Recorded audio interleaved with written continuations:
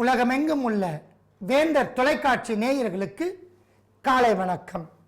அன்பான நேயர்களே, நாம் ஒவ்வொரு நாளும் பல்வேறு வகையான நோய்களுக்கு எளிய முறையில் பல அரிய மருத்துவ குறிப்புகளை பார்த்து வருகின்றோம்.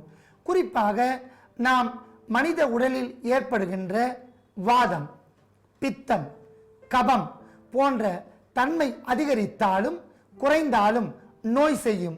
அதற்கு ஏற்றவாறும் மருத்துவ குறிப்புகளை பார்த்து வருகின்றோம்.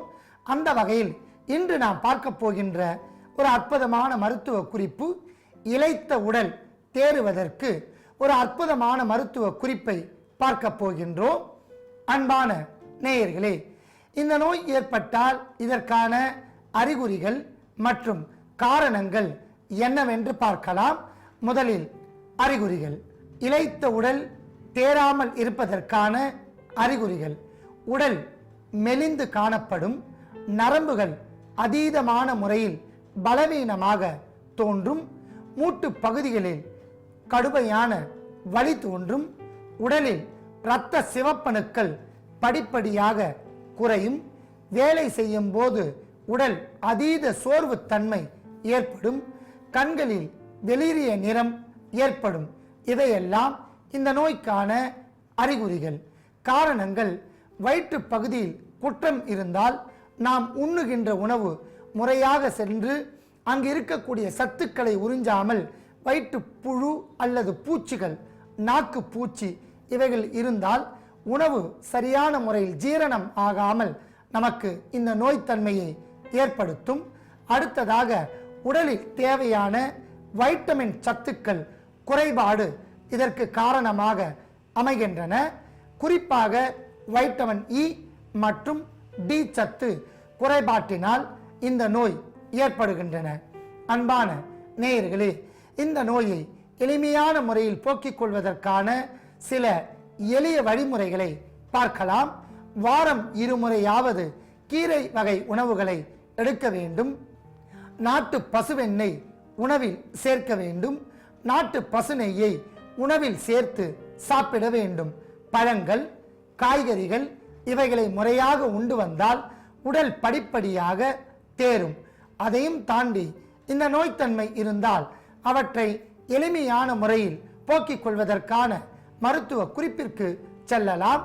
அதற்காக இன்று நாம் எடுத்துக்கொண்ட மூலிகை தோல் நீக்காத கருப்பு உளுந்து, மாஷம் என மாற்று பெயரால் அழைக்கப்படுகின்றன.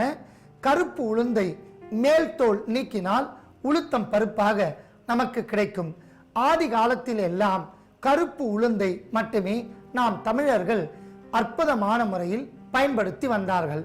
ஏனென்றால் இதன் தோலில் அளவு கடந்த வைட்டமின் சத்துக்கள் உள்ளன.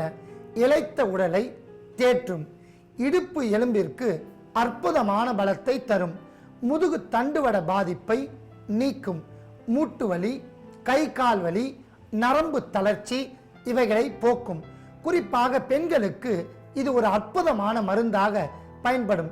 பூப்படைந்தவுடன் பெண்களுக்கு உளுந்து வடை, உளுந்து மாவினால் செய்யப்பட்ட பலகாரங்களை தருவார்கள்.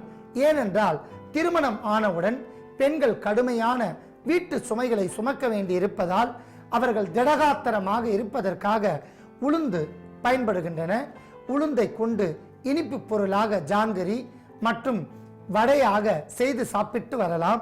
இதன் மூலம் எலும்புகளின் வளர்ச்சி அதிகப்படும், எலும்பு சிதைவு நோய் நீங்கும், எலும்பு ஒடிதல் என்ற நோய் வராமல் பாதுகாக்கலாம்.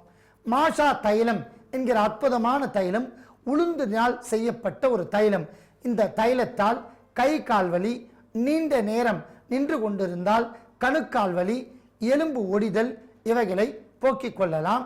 மேலும் இது உடலுக்கு அதீத பலத்தை தந்து இரத்தத்தில் இருக்கக்கூடிய கிருமிகளையும் போக்கி இரத்த விருத்தியாக செயல்படுவதால் நாம் மேல் தோல் நீக்காத கருப்பு உளுந்தையும் எடுத்து வைத்துள்ளோம். அடுத்ததாக நாம் எடுத்துக்கொண்ட பொருள் கொள்ளு. இளைத்தவனுக்கு எள்ளு, கொழுத்தவனுக்கு கொள்ளு என்கிற பழமொழிக்கு இணையாக விளங்கக்கூடிய கொள்ளு நாம் கருப்பு உளுந்தோடு சேரும்போது உடலுக்கு திடகாத்திரத்தை ஏற்படுத்தும். சதைகளுக்கு அதீத பலத்தை தரும், ஊளை சதையை குறைக்கும், மேலும் நரம்பு தளர்ச்சி நோய் வராமல் பாதுகாக்கும், வயிற்றில் இருக்கக்கூடிய அழுக்குகளை வெளியேற்றும், எலும்புகளுக்கு அதீத பலத்தை தரும், தேகத்தை இரும்பை போல் வன்மையாக்கும். இவ்வாறு பல அரிய மருத்துவ குணங்கள் இருப்பதால் கொள்ளையும் எடுத்து வைத்துள்ளோம். அடுத்ததாக நாம் எடுத்துக்கொண்ட பொருள் துவரம்பருப்பு. துவரம்பருப்பை சாம்பார், குழம்பு வகைகளில் சேர்ப்பார்கள். துவரம்பருப்பில் கால்சிய சத்தும் புரோட்டீன் சத்தும் அதிகமாக உள்ளன. இது எலும்புகளுக்கு அதீத பலத்தை தந்து மெலிந்த தேகத்தை தேக புஷ்டியாக மாற்றும், சதைகளுக்கு அதீத பலத்தை தரும், நீர்த்து போன எலும்புகளை அற்புதமான முறையில் பலப்படுத்தும். அதாவது குச்சி போல் சிலருக்கு எலும்பு தூக்கி கொண்டு இருக்கும், அந்த எலும்புகளுக்கு சுற்றி ஒரு பலத்தை தந்து எலும்பு மஜ்ஜையில் இருக்கக்கூடிய பல வகையான நோய்களையும் நீக்கி அற்புதமான மருத்துவ பொருளாக பயன்படுவதால் நாம் துவரம் பருப்பையும் எடுத்து வைத்துள்ளோம். அடுத்ததாக நாம் எடுத்துக்கொண்ட பொருள் கடலை பருப்பு. கடலை பருப்பு உன்னதமான பலன்களை கொண்டது. இது உடல் நலன் அதிகமான முறையில் அக்கறையாக பயன்படுத்தினால் உடலுக்கு அழகை பராமரிக்கவும், மேல் தோலில் இருக்கக்கூடிய அழுக்குகளை நீக்கவும், நலங்கு மாவு போன்றவற்றில் தயாரிப்பதற்கு கடலை பருப்பு சேர்க்கப்படுகின்றன. கடலை மாவு தேய்த்து குளித்து வந்தால் தோல் சுருக்கம், தோலில் ஏற்படுகின்ற சொறி, சிரங்கு இவைகள் நீக்கும்.